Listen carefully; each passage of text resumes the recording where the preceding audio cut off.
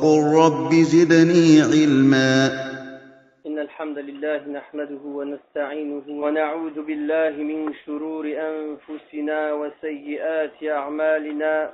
من يهده الله فلا مضل له ومن يضلل فلن تجد له وليا مرشدا. وأشهد أن لا إله إلا الله وحده لا شريك له وأشهد أن سيدنا محمدا عبده ورسوله. اللهم صل عليه وعلى آله الطيبين الطاهرين وصحابته أجمعين ومن تبعهم بإحسان إلى يوم الدين. أما بعد، فإن أصدق الحديث كتاب الله وخير الهدي هدي محمد عليه الصلاة والسلام وشر الأمور محدثاتها وكل محدثة بدعة وكل بدعة ضلالة وكل ضلالة في النار.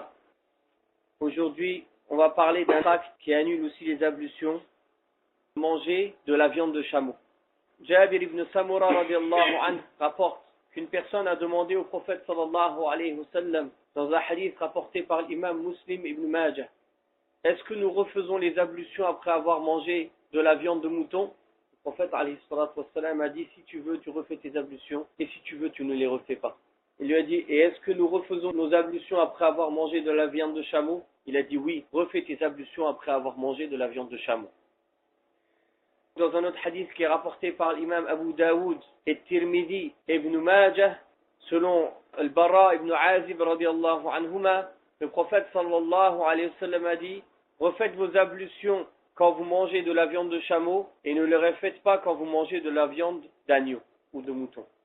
La majorité des savants ne voient pas l'obligation de le refaire, car ils considèrent que ce hadith est abrogé par un hadith où il a été dit, rapporté par Abu Daoud et Tirmidhi et Nasa'i, qui est un hadith sahih. La dernière chose que le prophète sallallahu alayhi wa sallam faisait, c'est qu'il délaissait les ablutions de ce qui a été cuit par le feu. Donc eux, ils considèrent que ça a été abrogé par cette parole qui a été rapportée du prophète alayhi salatu wa sallam par Jabir radiallahu anhu. Ce hadith, en vérité, il ne prouve pas que ce n'est pas obligatoire de refaire les ablutions après avoir mangé de la viande de chameau. Juste que le prophète sallallahu alayhi wa sallam, auparavant, après avoir mangé quelque chose de cuit, il refait ses ablutions. Mais vers la fin de sa vie, il ne les refaisait pas automatiquement. Donc c'est en général, c'est pas spécialement les viandes de chameau. Alors que dans les deux hadiths précédents, ça n'a pas de lien avec le fait qu'elles soient cuites ou non. Aussi, certaines personnes du commun des gens racontent une histoire, et cette histoire, elle n'a aucune base solide, ni du prophète sallallahu alayhi wa sallam, ni des compagnons. On ne sait pas d'où elle vient. Ils disent que le prophète sallallahu alayhi wa sallam était dans son assise avec les compagnons, et ils venaient tous de manger de la viande de chameau, et que certains ont perdu les ablutions. Pour ne pas les gêner, il aurait dit à tout le monde, ceux qui ont mangé de la viande de chameau, allez vous refaire vos ablutions. Aussi, certains ulama, comme l'imam Nawawi rahimahullah, ont dit que le fait de ne pas refaire les ablutions après avoir mangé de la viande de chameau, c'était l'avis des 4 califes. Comme ça, sans ramener de preuves, de chaîne de transmission, sans rien dire. Et Cheikh l'Islam ibn Taymiyyah rahimahullah, justement, l'a repris sur cette parole et a prouvé que ce qu'il disait c'était une erreur. Il n'y a rien qui prouve que c'était l'avis des 4 califes. Maintenant, on va parler de certaines choses qui, pour les gens, peuvent penser que ça annule les ablutions, ou bien que certains savants considèrent que ça annule les ablutions, mais qu'en vérité, ce ne sont pas des actes qui annulent les ablutions. La première des choses, toucher une femme.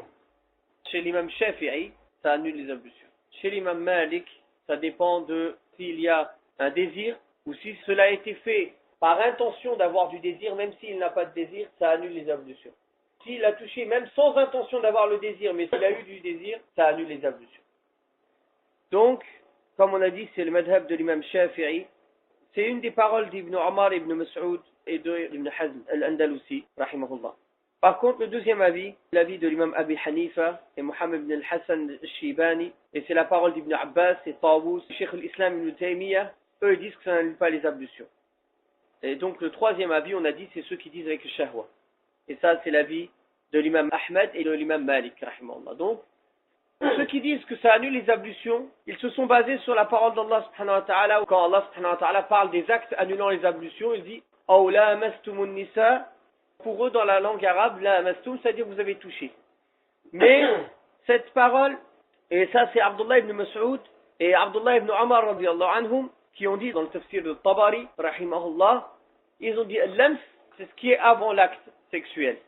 Mais Ibn Abbas, qui est le savant de cette communauté, que le prophète sallallahu alayhi wa sallam a fait dua pour lui, en disant, Ya Allah, rends le verset dans les sciences de la religion et enseigne-lui l'interprétation. Donc, Abdullah ibn Abbas radiallahu anhuma a prouvé, a expliqué que dans cette ayah, ce n'est pas dans le sens toucher, mais c'est le fait de faire l'acte sexuel.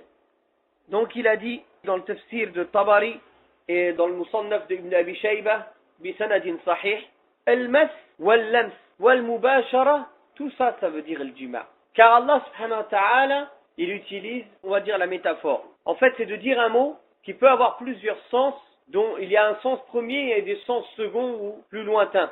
Quand tu le dis, toi, tu ne vises pas le premier sens. Donc, quand Allah Ta'ala dit où vous touchez vos femmes, il veut entendre par là toucher dans le sens faire l'acte sexuel. Abdullah ibn Abbas donc a prouvé cela, et il dit même dans le verset, il y a une preuve. Quand Allah Ta'ala dit Ya ayyuhalladhina amanu, idha qumtum ila as-salati faghsilu wujuhakum, faghsilu tahara, de ce qui annule les petites ablutions avec l'eau. Puis après d'un coup il a parlé de tahara al-kubra, qui est le ghusl min al-janaba, fatahharu. Puis après il parle de la cause qui annule les petites ablutions, si quelqu'un parmi vous vient de la selle, ce qui annule les petites ablutions. Aw lamastumun nisa, ce qui annule les grandes ablutions. En fait, c'est une suite logique. Comme Allah tabaraka wa ta'ala parle d'abord des petites ablutions, puis des grandes ablutions, puis des cas exceptionnels où on ne peut pas avoir l'eau, puis de la cause qui annule les petites ablutions, automatiquement ce qui suit après, c'est la cause qui annule les grandes ablutions. Et tout le monde est d'accord et il y a ijma' pour dire que toucher sa femme, ça n'annule pas les grandes ablutions, mais c'est bien de faire l'acte sexuel qui annule les grandes ablutions. Mais il y a aussi d'autres preuves de la sunna du prophète alayhi salatu wassalam. Parmi les preuves de la sunna, c'est que le prophète alayhi salatu wassalam, ça a été rapporté dans les hadiths sahih, il faisait la prière dans sa maison, et quand il allait pour se prosterner, il touchait Aïcha pour qu'elle lève ses pieds, elle pousse ses pieds, puis il se prosternait. Si toucher sa femme, ça annulait les ablutions, est-ce qu'il aurait pu continuer la prière? Non. De même, il a été rapporté dans d'autres hadiths, certains ulama parmi les muhaddithines disent qu'il est acceptable et d'autres non, c'est que le prophète alayhi salatu wassalam, qu'il avait déjà embrassé une de ses femmes, puis qu'il sortait à la prière. Et il ne refusait pas les ablutions. Donc les seules choses qui annulent les ablutions, c'est ce qu'on a dit auparavant. Une autre chose qui n'annule pas les ablutions, si quelqu'un a une blessure et qu'il a du sang qui coule, d'une grande quantité, d'une petite quantité, accidentelle ou délibérée, cela n'annule pas les ablutions. Par exemple, quelqu'un, si on lui fait le hijama, cela n'annule pas les ablutions. Plusieurs hadiths, l'histoire de Omar ibn al-Khattab, quand il s'est fait poignarder, il a continué la prière. Le Ansari qui était en salat, il a reçu des flèches, il les enlevait et continuait sa prière. Donc il n'y a aucun souci, incha'Allah, tabarak wa ta'ala. Autre chose aussi, le fait de vomir, cela n'annule pas les ablutions. Mais il est recommandé quand même de refaire les ablutions, car il a été rapporté dans un hadith sahih, rapporté par Tirmidhi et Abu Daoud, que le prophète sallallahu alayhi wa sallam a vomi, puis il a refait ses ablutions. Juste entre parenthèses, le fait de vomir, ça n'annule pas le jeûne, sauf si c'est volontaire, sauf si la personne ravale une partie de son vomi. Aussi, certains savants ont considéré que le fait de rigoler dans la prière, ça annule les ablutions. Non, ça annule la prière, mais ça n'annule pas les ablutions. Aussi, laver un mort ou de le porter, ça n'annule pas les ablutions. Mais il a été rapporté dans un hadith Hassan par l'imam Tirmidhi, le prophète sallallahu alayhi wa sallam a dit, celui qui a lavé un mort, qu'il se lave, et celui qui l'a porté, qu'il fasse les ablutions. Mais ça, c'est pas obligatoire, c'est une recommandation. Car ça a déjà été rapporté, après avoir lavé un mort ou le porté, les musulmans priaient sans refaire les ablutions. Mais c'est recommandé, quand on lave un mort, de faire ces grandes ablutions. Et quand on le porte, de faire les petites ablutions. Aussi, le fait d'avoir le doute dans ces ablutions, une personne te rappelle avoir fait les ablutions, et après ça a un doute. Est-ce que j'ai perdu l'odo ou non? Ça n'annule pas tes ablutions. Maintenant, on va parler des actes pour lesquels il faut obligatoirement avoir les ablutions. Donc, le premier sur lequel il y a consensus, la prière. لقول الله تبارك وتعالى يا أيها الذين آمنوا إذا قمتم إلى الصلاة فاغسلوا وجوهكم. Après, il y a divergence sur deux autres points. Premièrement, tawaf. tourner autour de la Kaaba. Est-ce qu'il faut les ablutions ou non? Il y a ikhtilaf. Le plus juste, c'est que il n'y a pas besoin d'avoir les ablutions pour faire le tawaf. C'est pour ça que le prophète lui a dit de ne pas faire le tawaf, car elle était impure. Elle ne pouvait pas entrer dans la mosquée. D'ailleurs, c'est une des preuves que les savants utilisent pour dire qu'une femme qui est en période de règle ne peut pas rentrer à la mosquée. Le hadith de Aïcha radhiyallahu anha. Deuxièmement, est-ce qu'il faut les ablutions ou non pour toucher le Coran? En fait, certains savants se sont basés sur des versets où Allah subhanahu wa ta'ala dit La yamassuhu illa al-mutahharun. Ne le touche que les purifiés. Cette ayah, en parlant de La yamassuhu illa al-mutahharun, en vérité, elle parle des anges rapprochés. Car Allah subhanahu wa ta'ala dit Innahu la Qur'anun karim fi kitabin maknoun la yamassuhu illa al-mutahharun. Et la preuve qu'il parle des anges rapprochés, fi suhufin mukarramah marfu'atin mutahhara bi aydi safara kiramin barara. Donc cette ayah, elle prouve que c'est les anges, les purifiés dont Allah Ta'ala parle dans le Coran. Et s'il avait parlé de ceux qui se purifient, il n'aurait pas dit al-mutahharun, mais al-mutatahhirun. Comme Allah subhanahu wa ta'ala dans une autre ayah, Inna Allah yuhibbul tawwabina wa yuhibbul mutatahhirin. Mutatahhir et mutahhar, c'est pas pareil. Al-mutahharun, c'est les anges rapprochés, les purifiés, les purs. Et le mutatahhirun, c'est ceux qui se purifient. Donc, tous ceux qui ont dit que c'était haram de toucher sans les ablutions sont basés sur ce verset. Et ils se sont basés sur un hadith, une lettre que le prophète sallallahu alayhi wa sallam aurait écrite aux gens du Yémen en leur disant ne touche le Coran que le pur. Ce hadith, premièrement, les savants ont divergé dessus. Est-ce qu'il est sahih ou non? Inch'Allah, ce qui est le plus juste, c'est que c'est un hadith qui a une bonne chaîne de transmission, qui a été rapporté par plusieurs voies.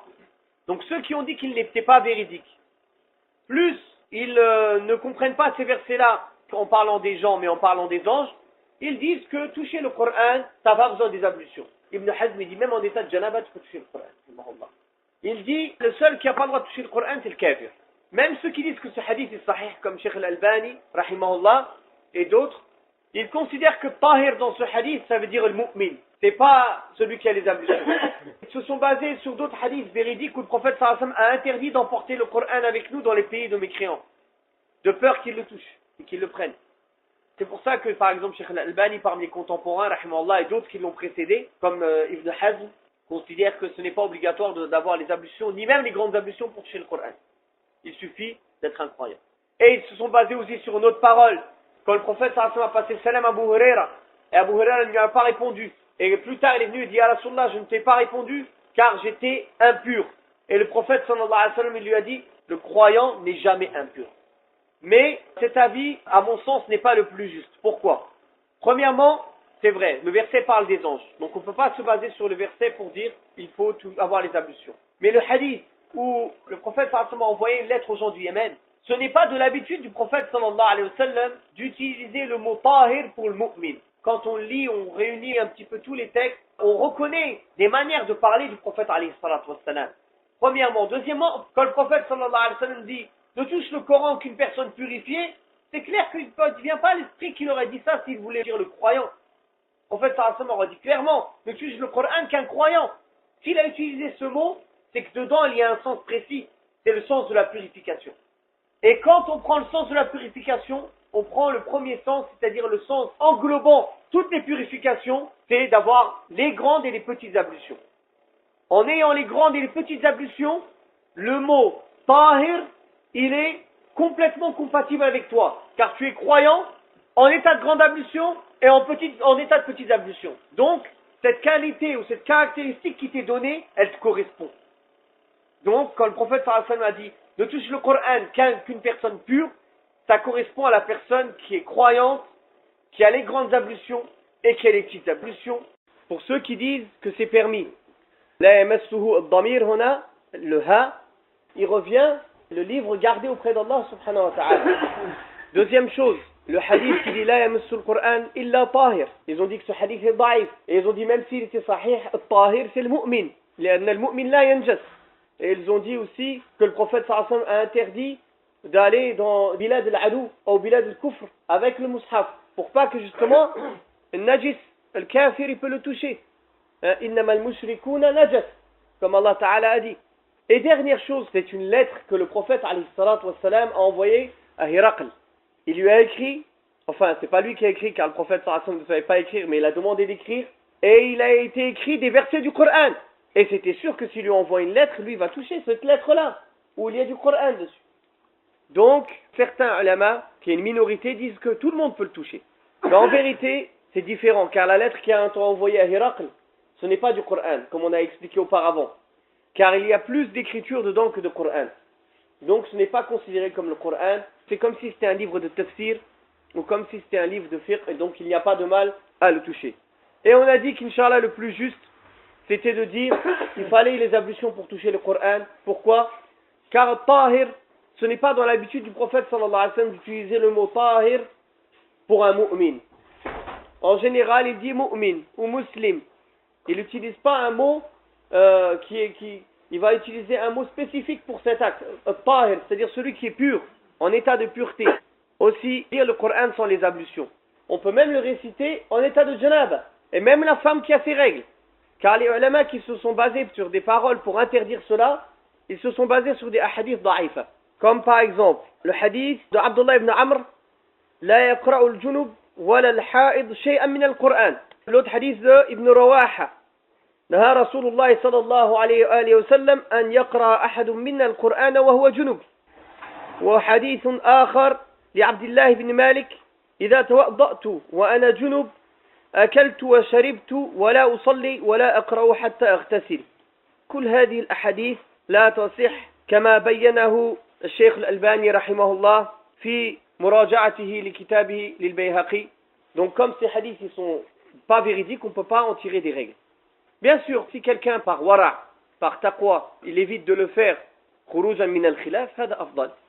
Prendre des distances entre nous et le haram, c'est toujours mieux. Maintenant, on va parler des choses pour lesquelles il est recommandé d'avoir les ablutions. Celui qui le fait, lahu ajr, celui qui ne le fait pas, laysa alayhi wizr. La première des choses, en faisant le zikr, car elle a été rapportée par Aïcha radiallahu anha, dans le hadith de Muslim, le prophète sallallahu alayhi wa sallam, il évoquait Allah subhanahu wa ta'ala dans toutes ces situations, et qu'on sait que l'un des meilleurs zikrs c'est le Coran Karim. Donc on peut lire le Coran aussi en état de janaba. Mais dans un hadith qui est rapporté par Abu Daoud, Al-Nasa'i, Ibn Majah, Al-Darami, et c'est un hadith sahih, une fois le prophète sallallahu alayhi wa sallam n'a pas rendu le salam à une personne. Après il a été le voir, il lui a dit, la seule chose qui m'a empêché de te rendre le salam, c'est que j'avais pas le wudu. Et je déteste évoquer le nom d'Allah sans le wudu. Il n'est pas interdit de le faire. Au contraire, normalement, on doit répondre. Le prophète, alayhi salatu wassalam, il ne lui a pas répondu. Il a été lui répondre plus tard. Car, assalamu alaykum, c'est une dua, c'est un zikr. Donc, le prophète, alayhi salam, il aimait bien faire le zikr en état de wudu. Deuxième, c'est au moment de dormir. Le prophète, alayhi salatu wassalam, dans le hadith de Bara ibn Azib, radiyallahu anhuma, il a dit, si tu vas à ton lit, alors fais les mêmes ablutions que pour la prière. Troisième des choses, la personne qui est en état d'impureté majeure, après un acte avec sa femme, ou pour une autre raison, il lui est recommandé, s'il veut aller manger et boire, de faire le wudu avant de manger et boire. Au moins le wudu, même s'il ne fait pas le ghusl. Ou s'il ne veut pas faire le ghusl tout de suite, ou il n'a pas le moyen de faire le ghusl tout de suite, par exemple l'eau est trop froide, ou s'il fait le ghusl, il va trop être réveillé, il ne veut pas dormir. Juste le wudu il fait. Donc il est arrivé que le prophète, alayhi salatu wassalam, il a fait le wudu après le jima', avant de manger et de dormir. Comme il est dit donc awalan dans le hadith de Bukhari et Muslim, si le prophète sallallahu alayhi wa sallam, quand il est en état de janaba et il veut manger quelque chose ou il veut redormir, des fois il faisait juste le wudu. Après quand il se lève à la fin de la nuit, il fait le ghusl pour se préparer à salat. Il a dit aussi, si quelqu'un a fait l'acte avec sa femme, puis il veut refaire l'acte, qu'il fasse les ablutions. C'est recommandé. Kadhalika, la sunna c'est de faire le wudu quand tu veux faire le ghusl. Comme elle a dit, Aïcha radiallahu anha, le prophète sallallahu alayhi wa sallam, quand il voulait faire le ghusl, il le prenait avec sa main droite, il lavait sa main droite et gauche, puis il se lavait ses parties, puis il faisait les ablutions comme les ablutions de la prière. Kadhalika, si quelque chose a été cuit sur le feu et qu'on l'a mangé, c'est recommandé de refaire les ablutions après avoir mangé de ce plat. Au début, le prophète sallallahu alayhi wa sallam le faisait constamment, jusqu'à que les sahaba ils ont cru que c'était obligatoire. Puis après, vers la fin de sa vie, il l'a délaissé quelquefois pour montrer que ce n'était pas une obligation formelle, mais que c'était recommandé. Le prophète sallallahu alayhi wa sallam a dit, faites les ablutions quand vous mangez quelque chose qui a été cuit sur le feu. Mais le hadith, il prouve que ce n'est pas obligatoire, car dans le hadith de Amr ibn Umayya al-Damiri, Le prophète sallallahu alayhi wa sallam, une fois, il a mangé de l'épaule d'un mouton qui a été cuite, puis l'appel à la prière, il a été fait, il a jeté le couteau et il a été faire la prière sans refaire ses ablutions. C'est recommandé de refaire les ablutions pour chaque prière obligatoire. Ça a été rapporté dans le hadith par Abu Daoud et Tirmidhi et Muslim, et qui est un hadith sahih. Hurayda rapporte que le prophète sallallahu alayhi wa sallam, il refaisait ses ablutions pour toute salat. Mais quand c'était le jour de l'Fath, c'est-à-dire la victoire de la Mecque, il a fait les ablutions et il a passé sur ses khoufs, puis il a fait toutes les prières avec le même wudu, il n'a pas refait ses ablutions. D'ailleurs, Omar ibn al-Khattab radiyallahu anhu est venu le voir et lui dit, Rasulallah, dans une autre riwaya, tu as fait quelque chose que tu n'as pas l'habitude de faire. Il a dit quoi? Il a dit, je t'ai pas revu refaire les ablutions pour chaque prière. Donc ça prouve que l'habitude du prophète sallallahu alayhi wa sallam, c'est de faire les ablutions pour chaque prière. Quand le prophète sallallahu alayhi wa sallam, il délaisse certains actes des fois, c'est pour montrer que ce n'est pas obligatoire. Tarawih par exemple, il a fait 3 nuits. Après, il n'est pas sorti. Pour pas que les gens ils croient que c'est obligatoire. Kadhalika, à chaque fois que tu perds les ablutions, c'est préférable pour toi de refaire tout de suite les ablutions. Dans une riwaya sahiha de l'histoire de Bilal, où le prophète alayhi salatu wa salam a dit, j'ai entendu le bruit de tes pas devant moi au paradis, ya Bilal. Quelle est l'action pour laquelle tu espères le plus cette récompense auprès d'Allah subhanahu wa ta'ala? Il lui a dit, je ne fais jamais les ablutions sans faire après au moins 2 rak'at.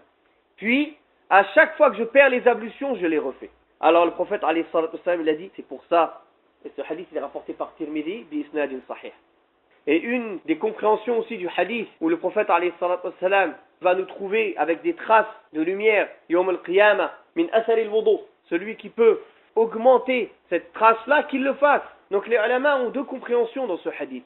Une partie disent que ça veut dire dépasser les limites prescrites des ablutions, dépasser un petit peu. D'ailleurs, il a été rapporté que cette ziyada, ça vient de Abu Huraira radiyallahu anhu. Car Abu Huraira, qui est rapporteur du hadith, il est dit quand il se lavait les pieds, il se lavait jusqu'au mollet pour dépasser. Mais cette chose-là n'a pas été confirmée que le prophète sallallahu alayhi wa sallam le faisait, ni autre parmi les sahaba. Donc c'est une compréhension de Abu Huraira. Mais d'autres ulama ont compris ce hadith, c'est-à-dire de refaire les ablutions à chaque fois qu'on les perd. En cela, les traces des ablutions seront plus lumineuses, Inch'Allah, yawm al-qiyamah. Et la deuxième chose, regardez Bilal, la récompense qu'il a gagnée avec cette chose-là. Le prophète alayhi salam, il a entendu le bruit de ses pas devant lui au paradis. Radiyallahu anhu.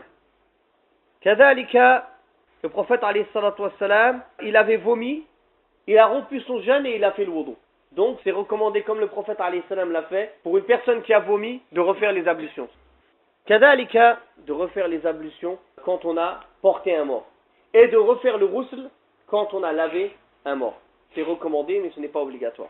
Donc voilà en ce qui concerne les choses pour lesquelles il est recommandé de faire les ablutions. وَقُلْ رَبِّ زِدْنِي عِلْمًا